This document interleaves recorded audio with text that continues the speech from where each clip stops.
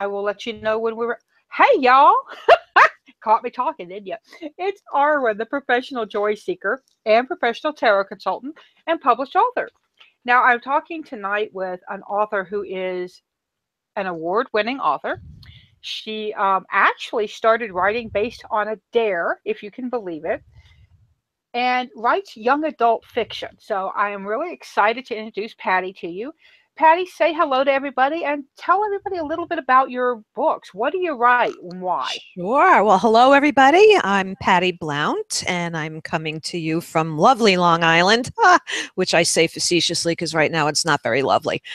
So, yes, as Arwen said, I write young adult novels, and believe it or not, my first book I wrote on a dare. It's never been published.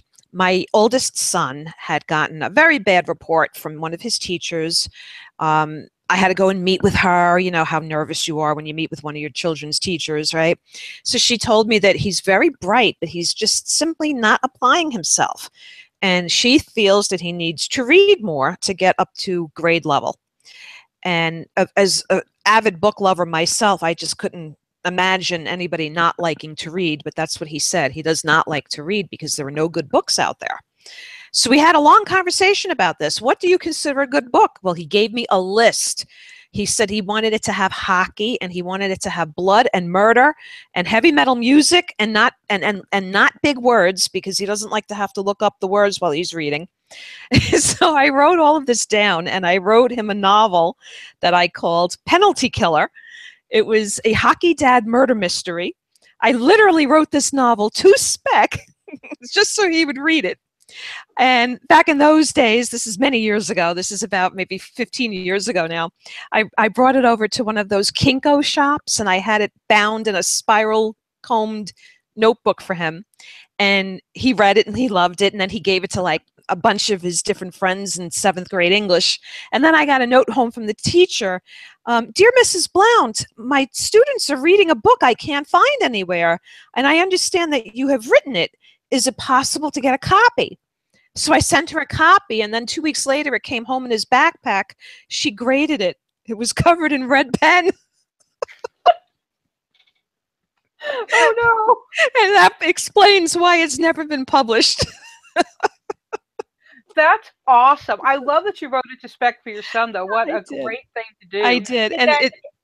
Did he read more after that? He did. As a matter of fact, right now, today, he is a journalist. So he has become an avid reader, although he's not fond of fiction. He prefers nonfiction writing and reading. But I'm so proud to tell you that, yes, it worked. He reads in his genre. My husband does not. He'll listen to Audible. I got him hooked on J.D. Robb. Oh, that's one of my favorites. So, Echoes and Death, was that not the most amazing one? Have you heard the last one? I think that was the last one, right? Echoes? I can't remember now. I pre-order them as she announces them. Yeah, I just have on Audible. They're all my, like, boom, boom, boom. Yeah, she's got another one up I saw that's coming out in December, I think. So, yeah, she's one of my faves. Me too. Me too. Oh, hey, y'all. I'm watching everybody. Gothic Arcana is here. We have a whole bunch of folks in. Hi, everybody.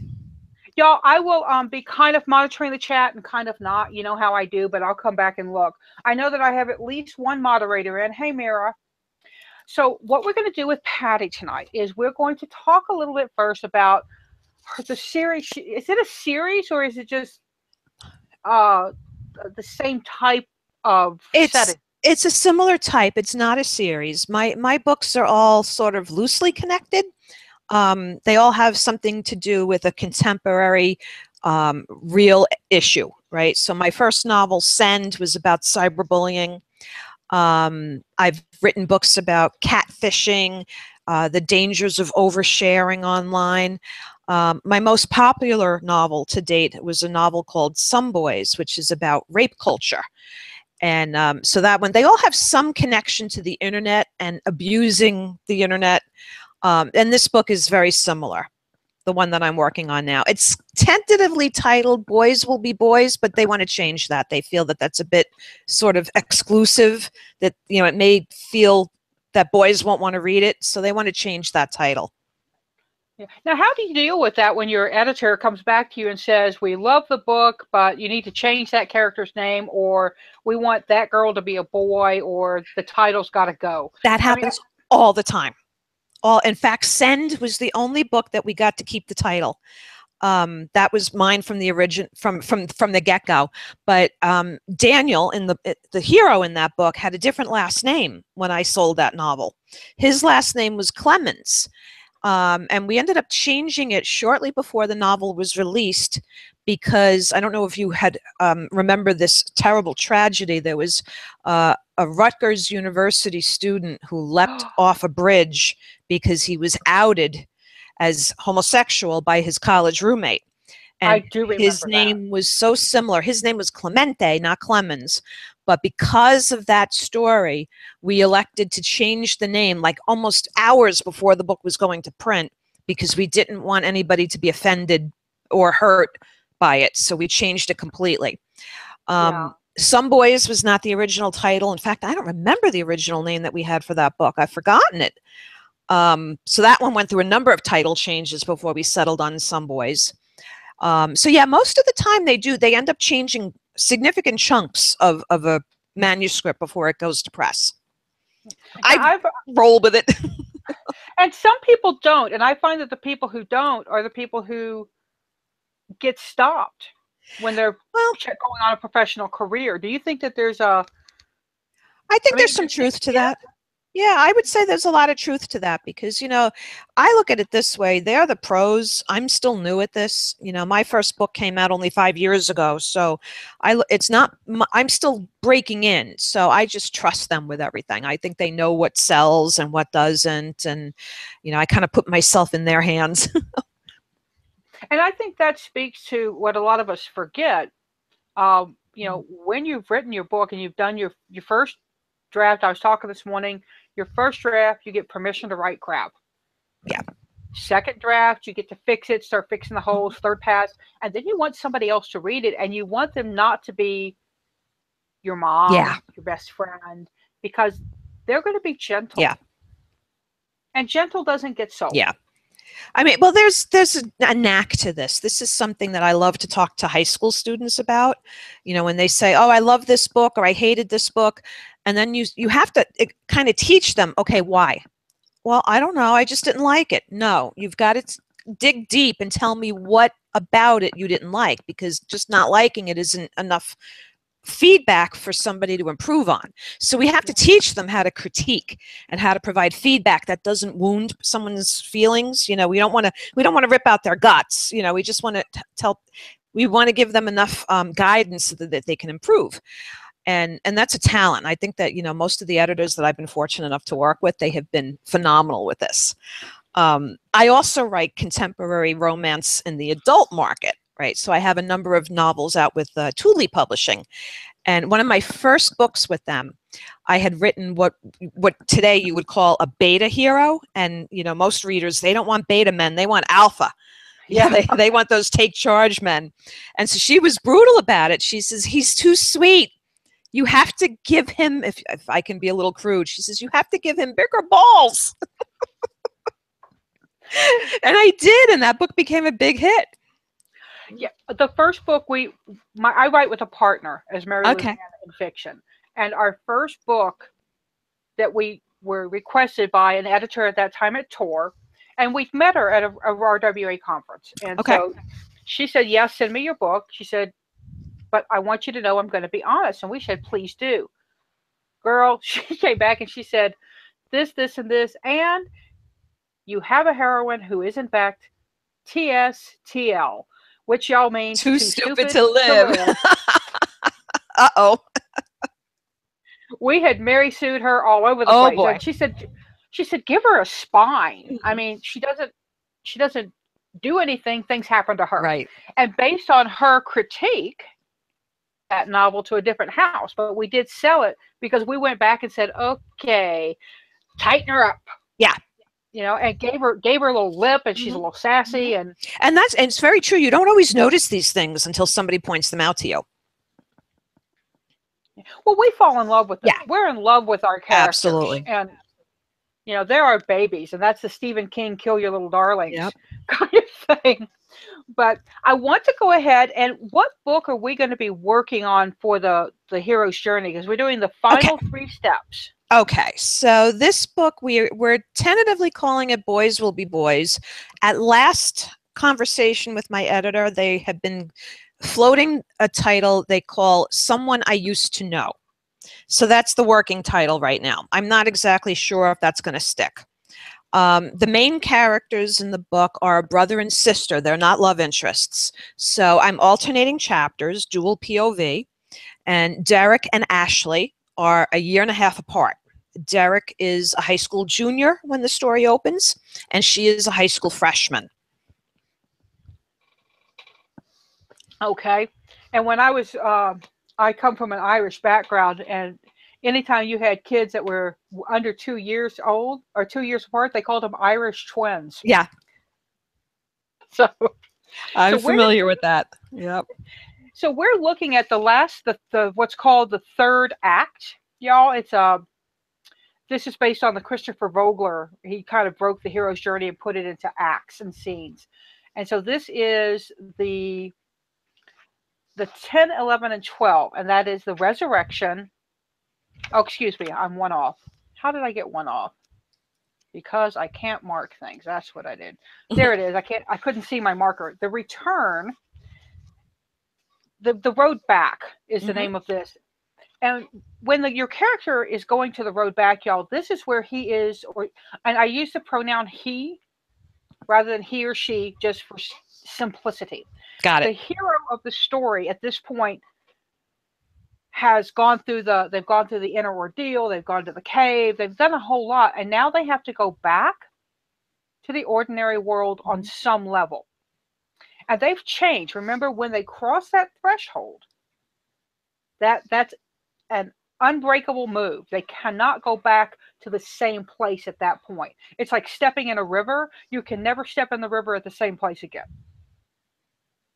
So, because the water's always moving, and that's what we're talking about. So now they've got to go back. And in this, I do 3 cards for each section. Okay. The road back spread. Card 1 is what motivates your hero to return. This is what kicks him over this next and usually final threshold. In Avatar, which is one of the movies I use in this book, Jake Sully realizes that he has to lead the Na'vi into battle. And so he has to go back to his life as the Marine that he came in as, but he's completely changed because he's been living with the people up to that point. He's been Na'vi himself. So now he's got to change himself and kind of take this new persona back. The middle card is the road back card. It is what personifies or stands for this point in your book. Card 2, or the third card, shows how the shadow will attack your hero. This is what we often forget. And this is why horror movies, he's not dead. He's not dead because you know he's coming back. Okay. This is where shadow comes back. And shadow doesn't have to be flesh and blood character, right? It can be their own doubts, their own self-doubt, whatever they've been battling all along. This is when it comes back and it's the final kill. In Avatar, it's when Quaritch comes back and he's got Neytiri pinned down and he's going when Jake comes in. So this is the road back moment in that. And I try to use movie and book that are pretty popular now and that I think will continue to be popular. I use Shrek, Wizard of Oz, Avatar. I wrote the book and I can't remember the 4th movie. But Steel Magnolias. I think Steel Magnolias is the other one. So let's take a look, and I'm going to prop that open, see if I can keep it propped open so I can read it. And I've got my cards here. The first card we'll pull is the road back. It's kind of seen on what's happening right now. Okay. And do we need to look at it for Derek or for Ashley, or can we look at it for both of them? Would it be I guess both. Thing? Yeah, it's a dual POV, so they're both hero and heroine. Yeah, I always look at them as sort of, you can't have one without the other. Okay. So I've actually written all of my novels in dual POV except for Send. That's the only one I didn't, and I kind of wish I could go back and redo it. Road back. It's and the way I read tarot for writers is I don't actually read the real meaning of the card sometimes. I read what I see. Okay. This is the card. It's a 6 of coins or the 6 of earth. It is a it's a card of exchange. It's a card of barter. It's a card of learning that what you give, you get back. And so it's this idea of reciprocity, but it's also the idea, if you look at this card, um, we're not getting money for money. We're getting flowers for money. And, flowers needs the money. And the woman getting the flowers needs the flowers. So it's an even exchange. Okay. But if we looked at it from a totally Western perspective, sometimes we go in and we're like, I'm not paying $6 for a bunch of daffodils. Then grow them yourself. But it's that idea of back and forth. So this moment of return, he has to give something back that he's been given. They have to give back something they've been given. A lesson they learned is their road back. So it's kind of, it's almost like those kids who leave high school and then come back to do a talk about something where maybe they were the perpetuators and now they have to come back and say, this is how the good thing happens. Okay. The card, this is what motivates them to return. Wow, it's a big card. It's the devil or bindweed. They actually may be bullied and badgered and harangued into going back. Their choice to go back may be less theirs and more outside forces, outside influences. Okay. Because when I see this card, I'm always taken by the birds up here on the wire. And those are the little pecky voices. You should do this. You should do this. They go after us. Bindweed. I don't know if you have bindweed where you live, but it is. I don't know what that is. No. It's a weed. And I know Tolkien said a weed is a flower not yet known, but this thing's a weed. I've had to deal with it. It grows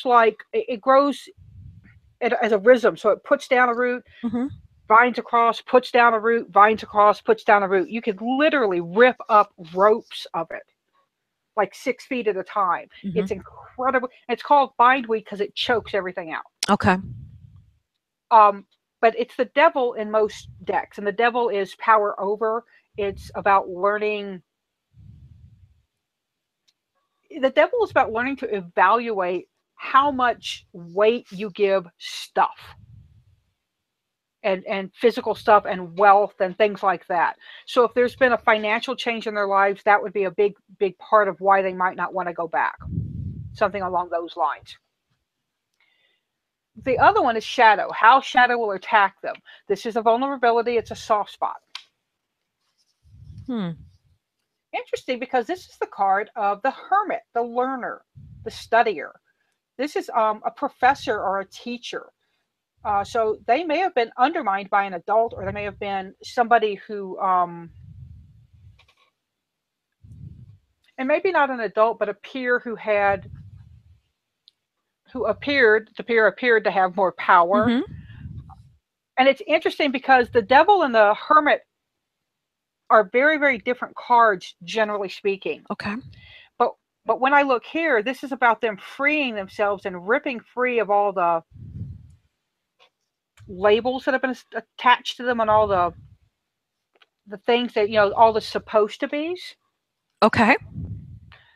But the hermit's an interesting shadow, because the hermit, it could be their own feeling of not knowing enough, not having enough information, because that's one of his qualities. But he's also very, the devil could be urban and the hermit could be very country. So it could be a difference of place, if you will. How does that hit you? Where does that fall for you? It's not a different place. Well, yeah, I guess it is, because by the time the story ends, Derek has gone off to college, and his sister's still in high school, and they're now in different states. So as you said earlier, they're Irish twins. They were raised very close, and then the whole premise of the book is that they break up. They're almost breaking up the family. They're having such a difference of opinions that's such a betrayal that sides are being taken by the rest of the family, and just the angst that it's causing. The parents are actually considering divorce. So that's why you probably saw me laugh before when you picked out the other card about the outside forces, because there's they have another brother, and the other brother is trying desperately to stay on that line, that that fence, and be fair to both brother and sister, and he keeps telling them, you have to do this, you can't do that, you can't do this. Just exactly what you said. So he's the devil in a way. I mean, he's actually trying to play the peacemaker, but yeah, he's forcing Derek to come home for the holiday that he does not want to be there for. And this is where there's going to be that big sort of, it could be the final nail in the family's coffin, so to speak, unless they resolve their issues. Very cool. Yeah. Oh, so they're chatting amongst themselves. Y'all, we will be doing just a couple of questions at the end. So if you want to formulate your questions, don't put them out yet, but formulate them so that you have them ready to go. Now, we're going to look at Patty's resurrection of her book. Resurrection is that point where your hero comes back to himself. He is reborn, if you will. It's possibly also their big black moment. Okay. And the big black moment, y'all, is a writer's shorthand for, pardon my French, oh, fuck. It's huge. And in here, let's see if I have a... Oh, and it talks about catharsis. Now, I say if your hero never cracked a smile, let him do it now. Show how he is different at this point. He's had to... Truly, he's gone through hell and back at this point in order to change. In traditional romances, this is where your hero or heroine has walked out the door, slamming the door, never coming back. Frankly, my dear, I don't give a damn kind of thing. Although that's not a good black moment, because that's actually the end of the movie, but not the book.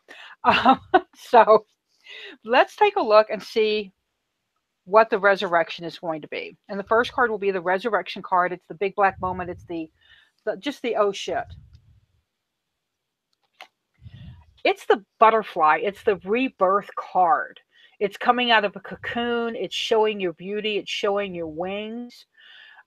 If the one coming back has some huge secret that he thinks will make people not like him anymore, if he's changed something, or if if the relationship has gotten so twisted that he doesn't think they can ever, because the butterfly has grown. We all know the butterfly, the cocoon, and the caterpillar, reverse that order. What we don't stop to consider often is what's going on in the cocoon. Because you've taken a soft, squishy bug, and it's now has a carapace, it's got wings, it has, different legs. There's a whole lot of difference. Now, there is no way anybody who saw a butterfly would ever link it back to a caterpillar unless they had been taught. So he may be afraid he's not going to be recognized. That may be part of his big black moment and her big black moment both is, can we show our real selves to each other? Because she's, of course, changed coming from freshman into where she is now in high school. And he's had his freshman year at college, which, as we all know, the freshman 10 is not the only thing that changes when you go to college. Because you get to make big decisions on your own, and you get to make big mistakes on your own. So let's look and see what the card to the left is what he feels he's failed at doing. This is his self-loathing card, the reason he beats himself up during the big black moment. Interesting. It is the 10 of fire. This is the forest fire card. This is the card of taking on too much, of saying yes to too many things and not being good enough at any of them. It's really about overextending yourself. And it's about, this makes me feel like, those kids in high school who are doing everything so they can have the best resume for their college. Mm-hmm. They play soccer, they play baseball, they're on swim team, they're on track team, and they never get truly, truly good at anything because they don't focus. So he kind of feels like maybe he's gone to college and has not, to the potential other people think he should have. And when I say other people, that's his interpretation of what that looks like. So his self-loathing and her self-loathing also is, I said I do all these things and now he's gone off to college and I haven't done anything, and it looks like I can't do anything without him.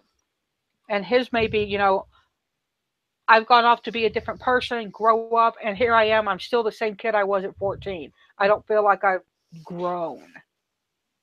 Okay. Kind of stuff. Because this is also a card of clutter and of energetic junk, just too much going on. So he's going to have to do some stripping away, and it's probably going to be pretty emo for him. And the card on the other side of the resurrection is, it demonstrates how he will be transformed by the actual event. How will he look, feel, act? And in the book, I say it's who he becomes after the change and to compare it back to the ordinary world. We can't do that. But this is who he will become, and it's really interesting because it's another fire. Okay. This is the card of dance like no one's looking. And it is traditionally the card of victory. Generally, you see this card as somebody riding a horse or running. It's a marathon winner. And so he's actually going to be able to, what it feels like is that his change is he's going to be less reliant on what people say he should or what he thinks they say he should be, and more reliant on doing his own thing, understanding that his mistakes are his mistakes, but his successes are his successes. And his sister will have that too. They'll be able to, in a way, it's almost like they've been living as twins, as Irish twins, but almost as conjoined twins, where, yeah, and my sister and I were 2.5 years apart. But when she came to school after me, she was told, "Oh, you're her sister. Well, we expect very good things of you."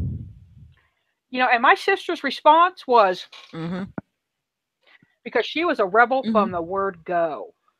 And the minute they told her that they expected good things of her because of me, well, I was the kid that tested easily. I love tests. They don't upset me. I don't get wigged out by them. And she didn't like them. She had to study a completely different way than I did. So she had to learn how to be her own person and not live as an extension of me. Okay. And I think that may be something with this Six of Fire. They have to learn to be their own winners. That the race they're running it's not a relay race. They're not running and passing the baton off to each other. They're running it by themselves in separate arenas. So it's that separation of self and understanding that we're still linked and love each other, and we're still good, but we're not the people we were. Okay. So it feels like an identity struggle almost to me of that they're going to have to go through, because this butterfly as resurrection is pretty. It seems light and fluffy, but it's pretty intense when you think about the caterpillar locked up in that cocoon. Yeah. So what's going on inside that cocoon? Because the caterpillar can only depend on itself. Right. So you might say it pulled it out of its own ass. Sorry. I didn't say my jokes were any good. Let's see.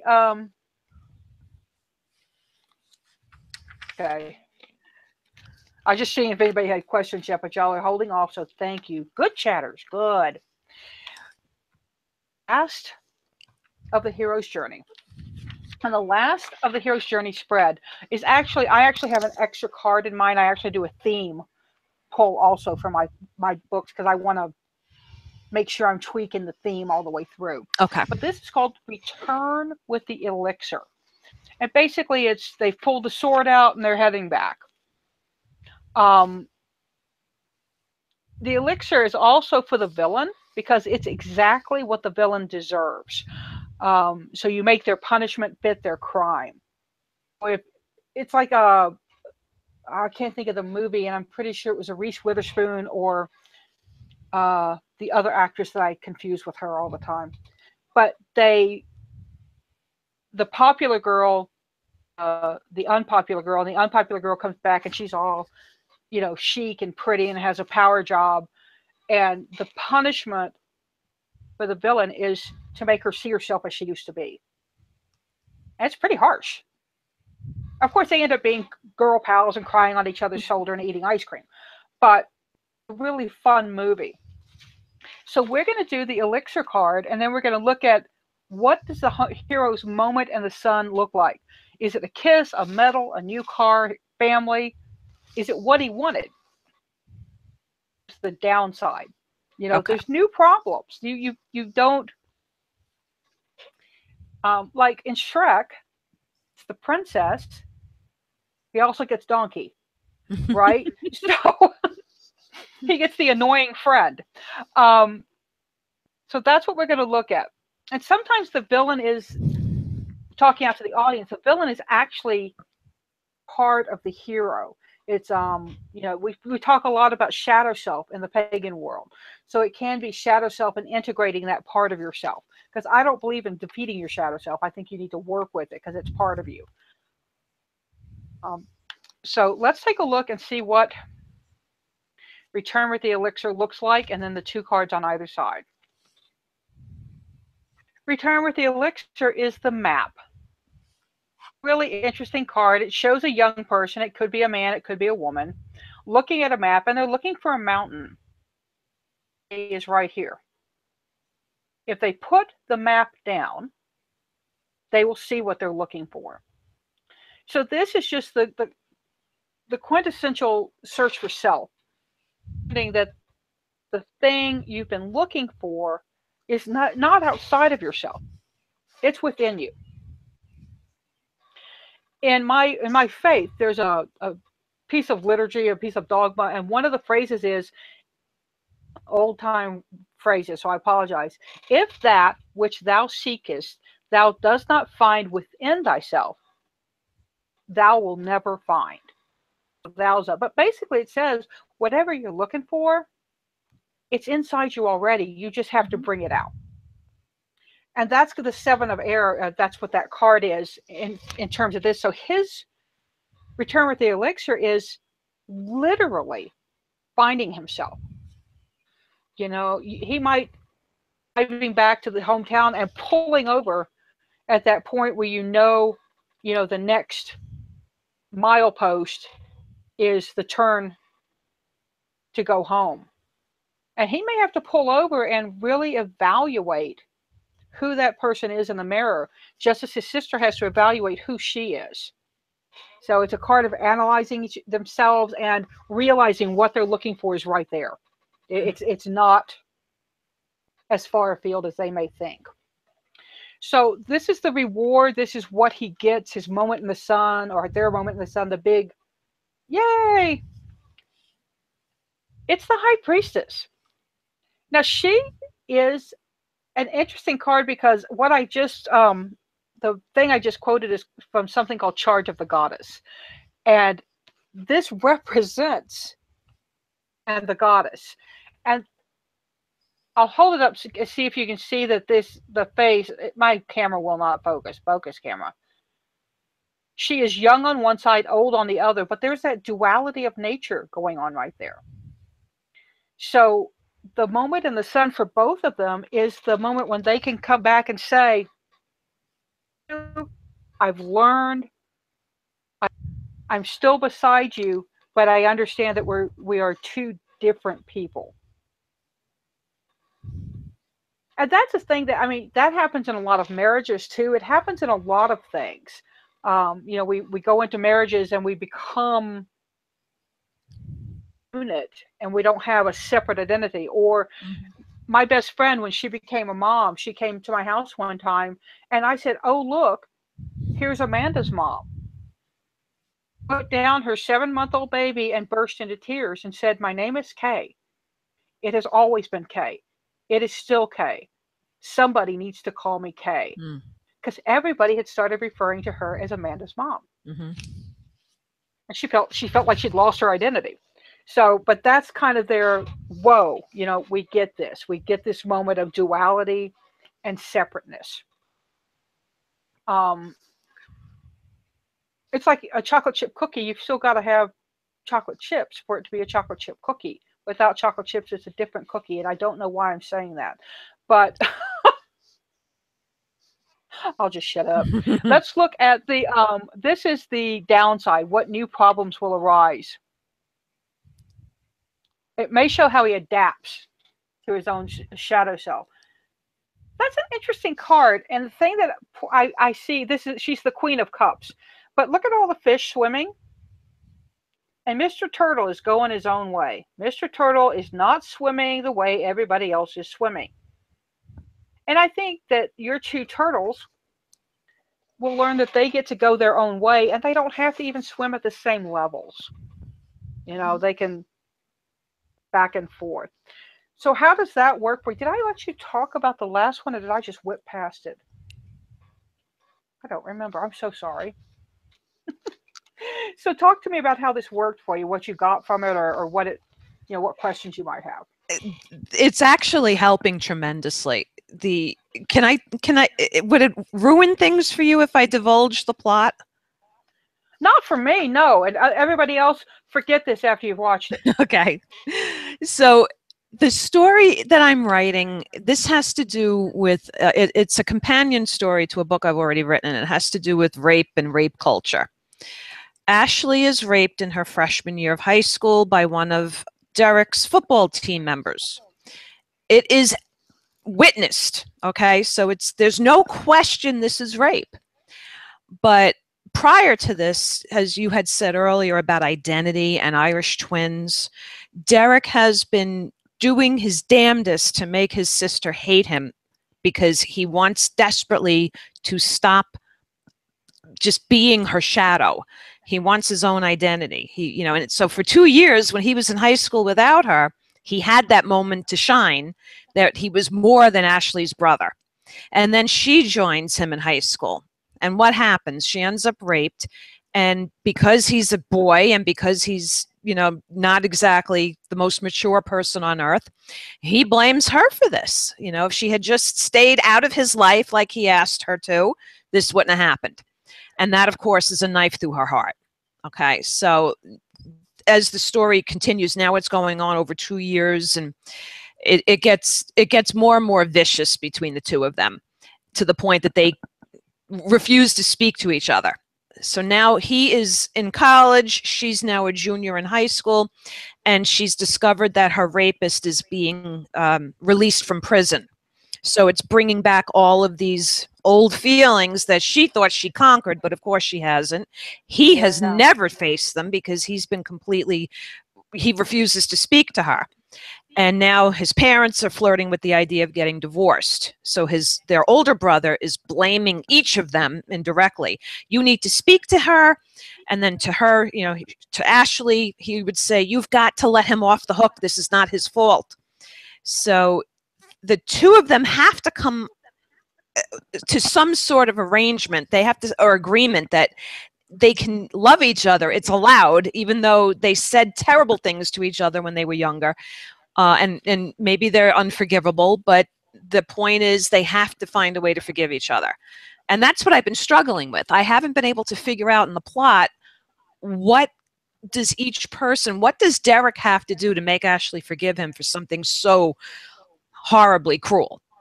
And everything I come up with just seems like it's not enough. And like what I would like him to do is like just beat the hell out of the rapist, but I can't do that because I don't want the book to become a how to get vengeance story.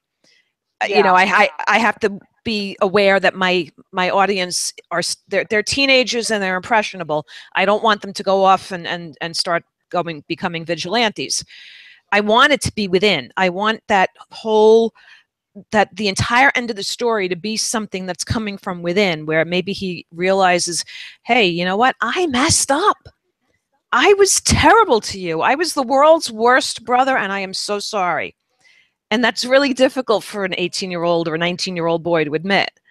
But that's what has to happen, and I have not figured out how yet. But this is helping a lot, because I think it's going to have to come, like from what you had said earlier, it's got to come from within.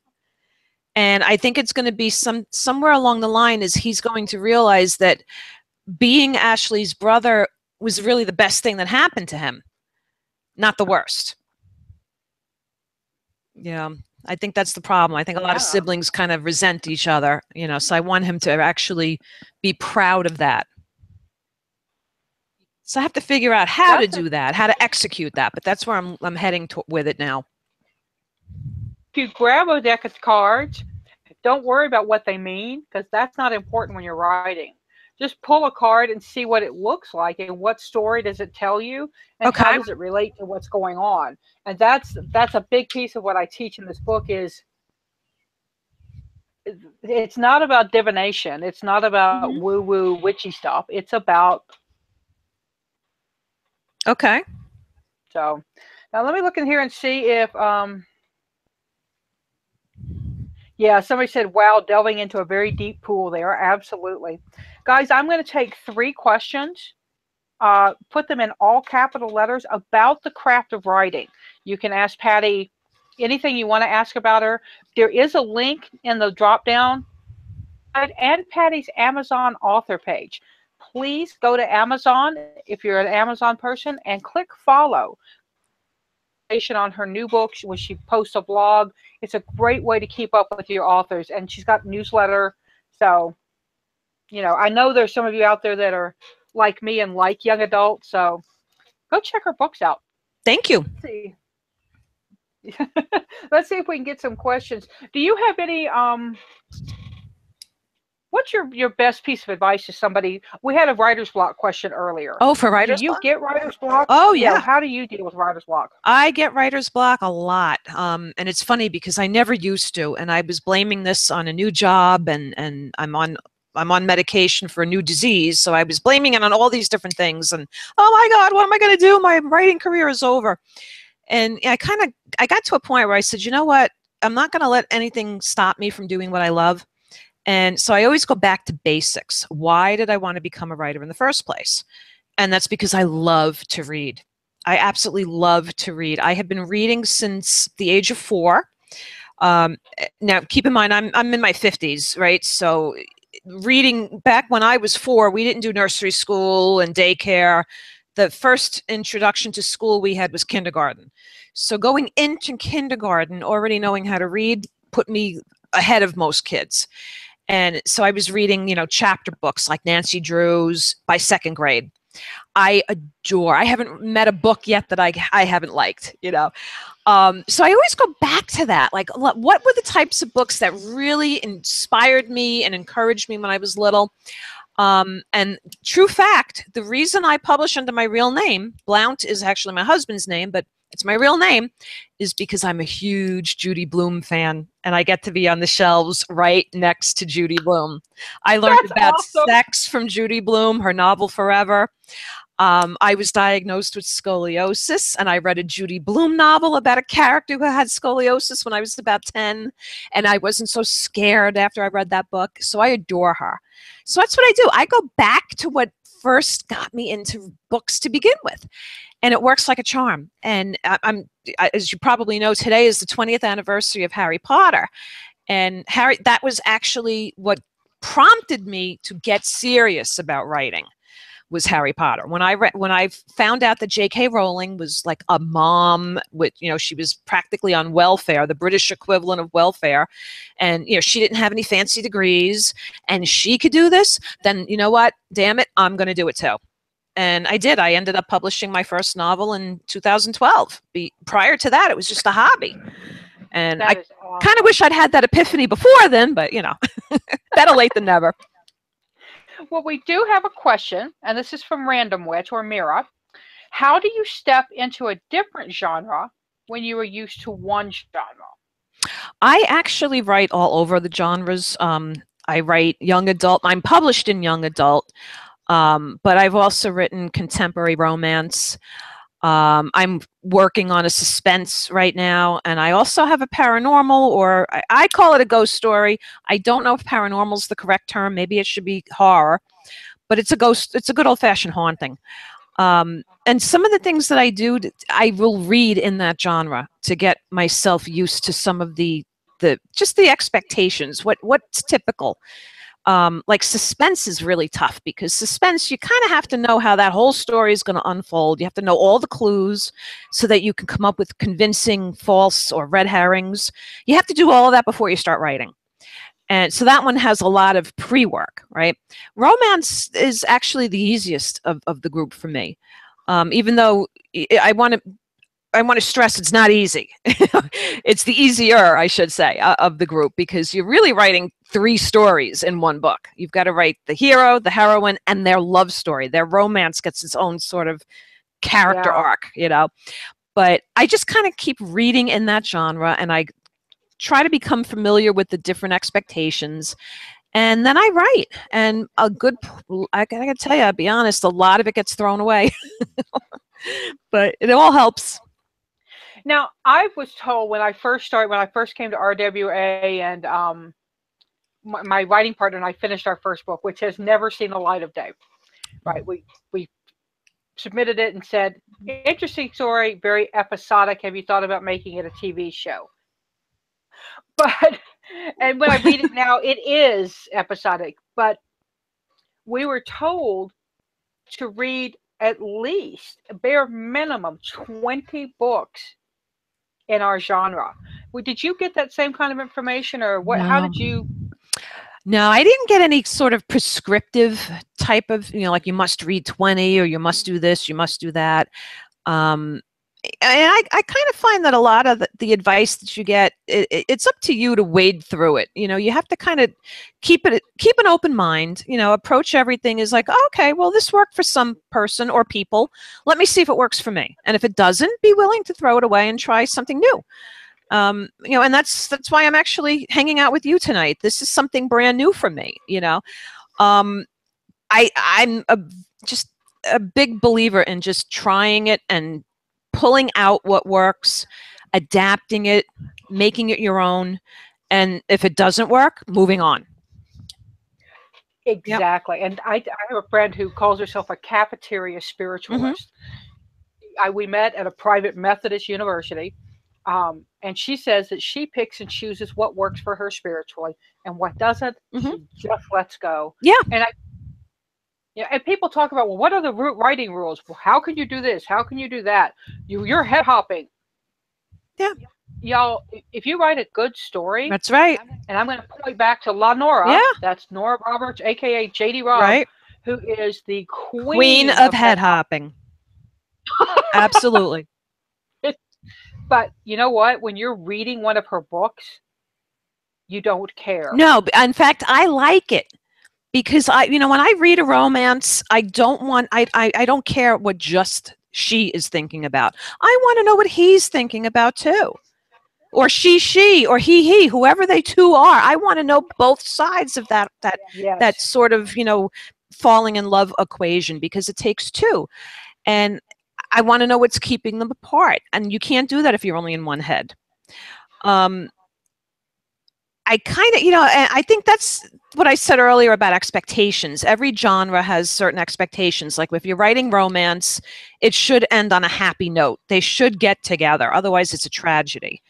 If it's supposed to be romance, it has to have that upbeat, that hopeful high note at the end. That's an expectation of the genre. It's not really a rule. I suppose it could be interpreted as one. But yeah, I mean, if you're going to kill off the hero, is it still a romance? You know what I mean? Now that the expectation has been, the trust that you want to have with your reader has been violated. So yeah, I guess in a way you could look at it as a rule. But like I said, I kind of stick with the word expectation. I don't want to let my readers down. So if they're opening up a romance, I want to give them that happy ending. If they're opening up, like, again, with like romantic suspense, right? You've got to kind of keep that sort of anxiety, that anticipation constantly climbing, and then you've got to give them that big payoff at the end of the story, and not something that they could have figured out on, you know, the second chapter just by picking up the phone. Yeah. And that, people, is why George R.R. Martin does not write romance. Yes. That man, I don't know if you're a Game of Thrones fan. I watch it. I watch it, but I've only read the first 2, and I gave up. I gave up because I think the man is a frustrated serial killer. Like, if he wasn't writing right now, I think he'd be in prison. I think he's got a lot of violent tendencies. There is an awesome picture of him out there, and it's him, and he's written on a card, "Weddings by George R.R. Martin." Oh, goodness. And if y'all aren't Game of Thrones fans, I don't want to spoil anything, but there are 2 infamous weddings. One's the red wedding and one's the purple wedding. Yep. In which, let's just say, the wedding planner would have had a fit. Okay, yeah. Just a fit. Yeah. Okay, we do have one more question, and then we're going to make this the last one. Okay. How do you deal with being hooked on using passive voice? She says, I have a problem because I love using passive voice and keep getting told to stop doing it. Yeah. Okay. All right. So, well, Arwen, when she introduced me, she mentioned that I am a technical writer by day. So passive voice is something that I really have to struggle with, because that's what you have to use in technical writing. Because, you don't have characters. You're usually directly addressing the person reading the book, right? Or the instruction manual. So in fiction, active voice first of all, active voice usually takes fewer words. So that may be one way you can snap out of it. Another thing that you can do is look for was, is, be, am. Any of those words usually indicate passive. And just change them. Like, instead of I was running, I ran. It's a lot easier. It's a more succinct way of saying the same thing, and it paints a more vivid picture in your readers' minds. That's what you want to go with. Whereas in technical writing, it's more along the lines of, okay, we've got to make sure we've got all those I's dotted, those T's crossed, so that nobody can sue us later. So passive voice is entirely appropriate there. But you don't want that. You don't want your fiction to read like an instruction guide, or worse, the tax code. And one thing I tell people when I'm teaching writing class is, you can say, he walked outside, it was hot. Mm-hmm. Or you can say, his feet scuffed against the porch board and he thought they needed to be sanded. And as he stood there, sweat trickled down his back because the sun was blazing. Right. Because now what you're doing is, not only are you punching up the words themselves, but you're using setting. You're involving the senses, which in this case is the heat on someone's skin. You can do that with odor. You can do that with sound, and that's really the sign of a really good writer, when you can involve all 5 senses. And forgive me if I'm making an assumption here, but I see the dragonfly on your arm. Diana Gabaldon, who is the author of Outlander, is a master at involving all 5 senses in her writing. And the dragonfly is a huge symbol in her writing. So that's what made me think of her. So if you haven't read Outlander, give that a whirl, because she's quite good at that, in terms of just like, she'll give you a good sense of where you are in the book based on what the characters are smelling, hearing, feeling, seeing. It's not just what they're doing. Yeah, she does a show don't tell thing. Yes. Random Witch is one that asks this, and the whole point of show don't tell is, if you've ever had somebody tell you a story, and their story is, I went to France, I saw the Louvre, I saw some paintings, and I came home. Right. And it kind of reads like a shopping list, right? So you want to engage everybody's emotions, right? And the way to engage someone's emotions is to make them feel what you want them to feel. And the only way to make people feel anything is to involve their senses, right? So you've got to scare them in a horror novel. You've got to make them fall in love in a romance. If you're writing erotica, then you've got to get them excited. I mean, Yeah. it's a tall order. It really is. You need to put that book down, you know, here and there, because if they don't, you haven't written a sexy book. Right. When we wrote this, when we sold the first 2 books in our series, and in the first book, the villain, and I'm talking about, he is somebody you want to kick in the cojones. Mm-hmm. He's the hero of the second book. Okay. And that's good. That's what you're supposed to do, right? You know, they always say a villain is the hero in his own story. Yeah. Right. And my writing partner, somebody bought the book, and she said that she was working at her desk. She worked in a hospital, and this woman came up and just whapped her with the book upside the shoulders. And she said, "I hate you. You've made me like him." And just kept going. Yeah, absolutely. You've got to get your, if you don't tell me, if I can't smell, taste, feel. Right. Feel, exactly. I'm not going to keep reading, y'all, because I have a squirrel brain, and I need to be sucked in. Absolutely. I like historicals that give me, and some people hate historicals because they're like, and she put on her green striped morning dress with the thin brown ribbons, and I can see this. Right. And I'm there. Right. Exactly. Now, if you're interested in learning more about this, I found Stephen King's got a collection of short stories. It's called Full Dark, No Stars. And every one of these short stories, he manages to take a regular person, a normal, everyday person, and bring the monster out of them. You know, like, in other words, if you've ever asked yourself, could I be capable of murder? This book answers that question, and he actually takes several people that are normal, everyday people, and he brings out the killer in them, and you will root for them. You will cheer for every one of them. So don't take my word for it. Go read the story, and you'll see what I mean about evoking that level of emotion for your characters. Yeah. It's no small feat. It isn't, and keep working at it. I mean, that's, you know, keep writing. And if you're told you have a passive voice, take your scene. Just take one scene. Don't think about the whole book. Take one scene and write it, and focus on getting all the senses in there. I agree. Yep. Polish, practice, polish, practice. Right. Getting all the senses in there in your character's terms. In other words, let's say, for example, there's a smell, okay? Like, full disclosure, okay? The smell of cigarette smoke and house paint gives me nightmares. Because, believe it or not, when I was a little girl, that smell, there was a house painter who was a chain smoker in my life that hurt me. So to this day, I'm 51 years old. I smell those 2 odors together and I freak out.